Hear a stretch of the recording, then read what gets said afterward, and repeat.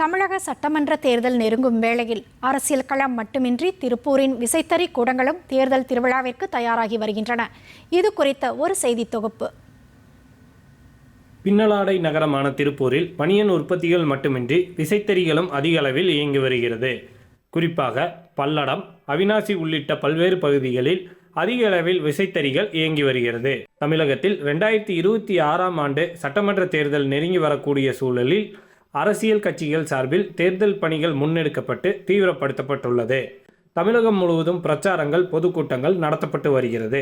அது மட்டுமின்றி பல்வேறு கட்சிகள் சார்பில் தெருமுனை பிரச்சாரங்களும் மேற்கொள்ளப்பட்டு வருகிறது. கட்சி வேஷ்டிகள், துண்டுகள் எல்லாமே இப்போ இந்த எலெக்ஷனை முன்னிட்டு பெரிய அளவில் விற்பனை ஆகிட்டு இருக்கு. எல்லா கட்சிகளுடைய ரகங்கள் டிஎம்கே, ஏடிஎம்கே, டிவிகே, பாட்டாளி மக்கள் கட்சி, பிஜேபி, காங்கிரஸ் எல்லாமே பெரிய அளவில் உற்பத்தி ஆகிட்டு இருக்கு. போன வருஷத்தை விட பார்த்தீங்கன்னா இந்த வருஷம் கொஞ்சம் போன எலெக்ஷனை விட இந்த வருஷம் எலெக்ஷனில் கொஞ்சம் கூடுதல் விற்பனை அதிகமாக இருக்குது. துண்டுகளுக்கான வரவேற்பு ரொம்ப அமோகமாக இருக்குது.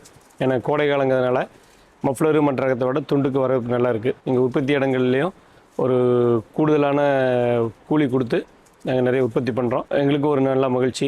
தறியாளருக்குமே 2 ஷிஃப்ட் 3 ஷிஃப்ட் நல்ல வேலை ஓடுறதுனால நல்ல ஒரு இந்த எலெக்ஷனை முன்னிட்டு அவங்களுக்கு ஒரு பொருளாதார மேம்பாடு கிடைக்கிறது. இதனை கருத்தில் கொண்டு திருப்பூர் மாவட்டத்தில் பல்வேறு விசைத்தறி கூடங்கள் கடந்த 1 மாத காலமாக அரசியல் கட்சிகளின் துண்டு, வேட்டி சேலைகள் உள்ளிட்டவைகளை தயாரிக்கும் பணியில் மும்முரமாக ஈடுபட்டு வருகின்றனர். தேர்தல் நெருங்குவதை முன்னிட்டு திருப்பூர் மாவட்டத்தில் அனைத்து கட்சிகளுக்குமான துண்டுகள், சால்வை உள்ளிட்டவைகள் தயாரிக்கும் பணி மும்முரமாக நடைபெற்று வருகிறது. திருப்பூர் மாவட்டத்திலிருந்து சபரீஷ்.